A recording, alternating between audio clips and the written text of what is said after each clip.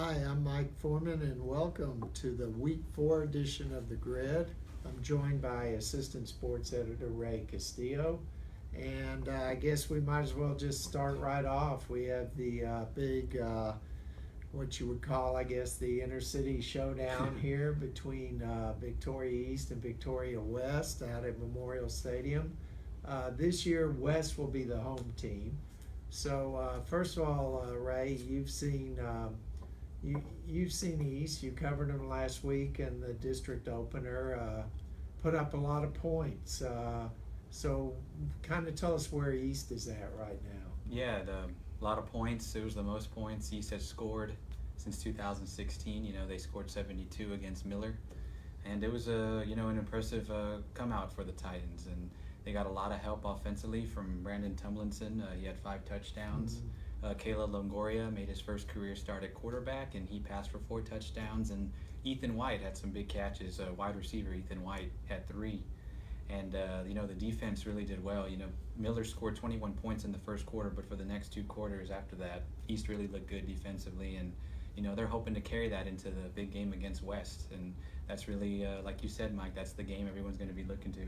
Right, and of course, we know West had a big opener on the road against Moody, 56-28. Of course, Tyvon Hardrick, an incredible game, 326 yards, 5 touchdowns. He wins the Ford Tough Player of the Week award.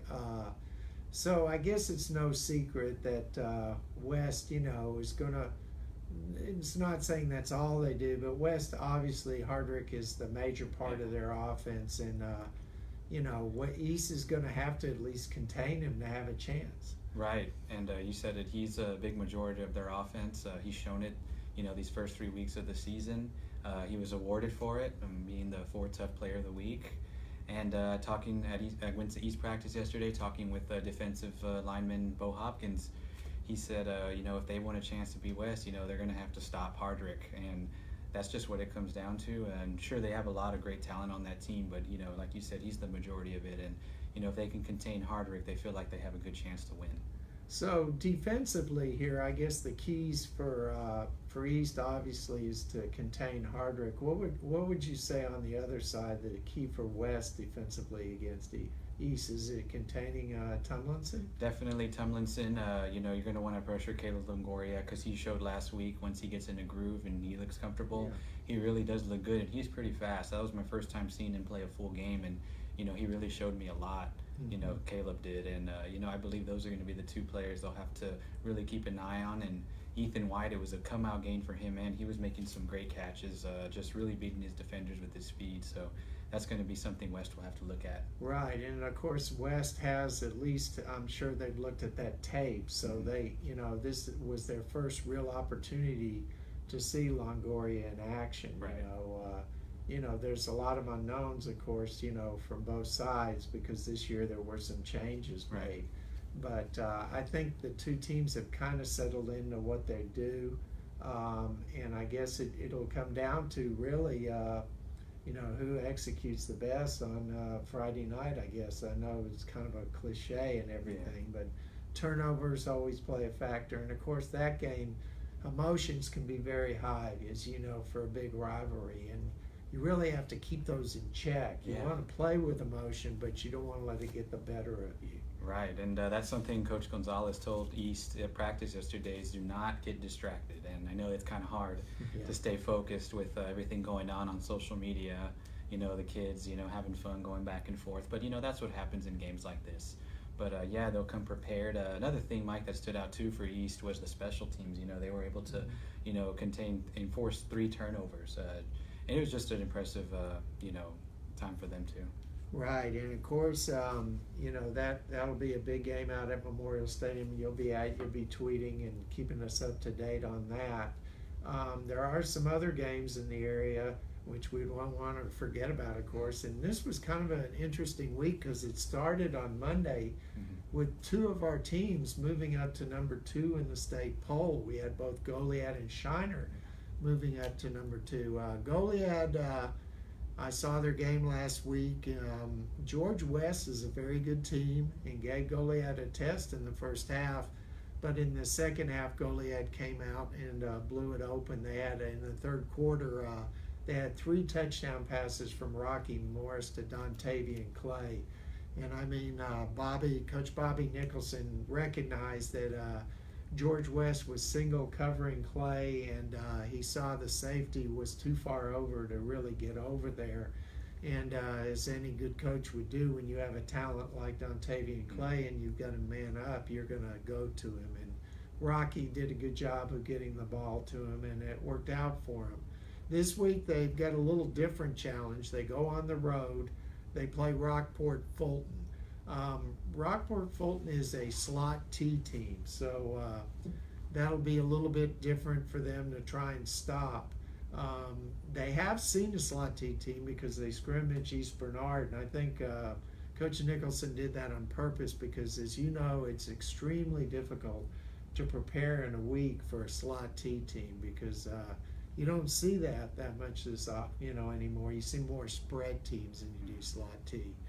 The other team we talked about, Shiner, they had a big win over Burton, who is also ranked in the state poll, and Shiner put like 60 points on them, that's what caught my eye. I mean, Shiner had been shutting people out, but their offense obviously got it together last week, and they're going to turn around and play Tidehaven.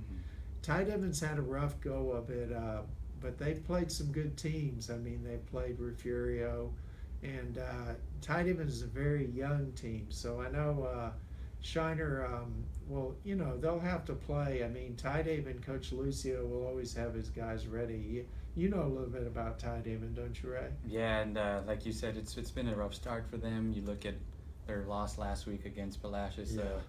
That was a tough game to play in when you look at the conditions. It was just a really muddy field. It took a scoreless game into overtime, and Palacios was able to prevail. But Lucio knows his young team is hopefully can get things going. It's going to be a tough test against Shiner, who, like you said, Mike, is ranked second in the poll, and Shiner has been just phenomenal offensively, but defensively too. They've been great, and so it's going to be a tough challenge for Tidehaven. But I feel like Lucio will have his team ready, and they'll see what they can do. Yeah, and I spoke with Coach Stephen Cherney from Shiner earlier this week. I was kind of asking about the condition of Comanche Stadium because it's grass there. He said Shiner last week only got about 2.5 inches of rain, and he felt like his field was in good shape. So that'll be good. At least those teams will have some good field conditions to play on. We have also had a couple of other ranked teams. Of course, Yoakum was ranked number 10 in the 3A poll. They're coming off a win over Gonzales. That's also a pretty big rivalry for Yoakum. Obviously, Yoakum-Cuero is what everybody thinks about. But Gonzales and Yoakum is a big rivalry, and the Bulldogs prevailed there. They're going to go home, and they're going to play Needville. Now, Needville's a 4A team, Division I, and I don't know if you noticed last week, but they put like 40 points on Cal Allen. The problem was for Needville is that Cal Allen scored over 60, but Needville has just been playing offense. I mean, they're just daring teams, I guess, to outscore them, which is what Cal Allen was able to do. So this will be a good challenge for Yoakum because they'll see probably an explosive offense. We'll give them a chance to kind of prepare for district play when they run into Goliad and some of those teams in district that they face. So we have that game, and we spoke about Gonzales. The Apaches will be visiting Cuero. That's another big rivalry. That, in fact, back in the day, when Gonzales and Cuero were often in the same district, and that was a real bitter, hard-fought rivalry. And Gonzales has played a tough schedule. They lost to Yoakum. They lost to Navarro, which is actually a district opponent of Cuero. And the Gobblers, they're coming off perhaps their best win of the season over El Campo. They got Kieran Grant back from an injury. Last week was just an incredible game, a very emotional game for the Gobblers because Trey Moore, his mom passed away that week, and he played and he had just an outstanding game. I mean, he intercepted a pass, ran it back for a touchdown. So you could see the Gobblers played with a lot of emotion, and I think that'll go a long way to helping them get back on track. So there'll be a Gobbler Stadium on Friday night. The Refugio Bobcats moved up from number 6 to number 5 in the 2A poll, and they're going to be taking on Hebronville at Bobcat Stadium in Refugio. And you know, they're not, the Bobcats aren't putting up the points we're used to seeing. That's a new offense, and you know, I guess they still haven't got on track completely yet. They're playing great defense though, so this is another week. We'll see if they can get it going. And we did have one other team move into the poll this week, and that was the Fall City Beavers. Yeah, and Fall City. boy, they've been playing good ball, and they have a quarterback, Keyshawn Johnson. It's no relation to the pro Keyshawn as far as I know, but Keyshawn has played pretty much like a pro. I mean, he's a run threat, a pass threat. He can do a lot of things. Fall City goes on the road to play Geneva School of Bernie, which is actually a private school that for a lot of years was in St. Paul and Sacred Hearts District, but has moved up this year.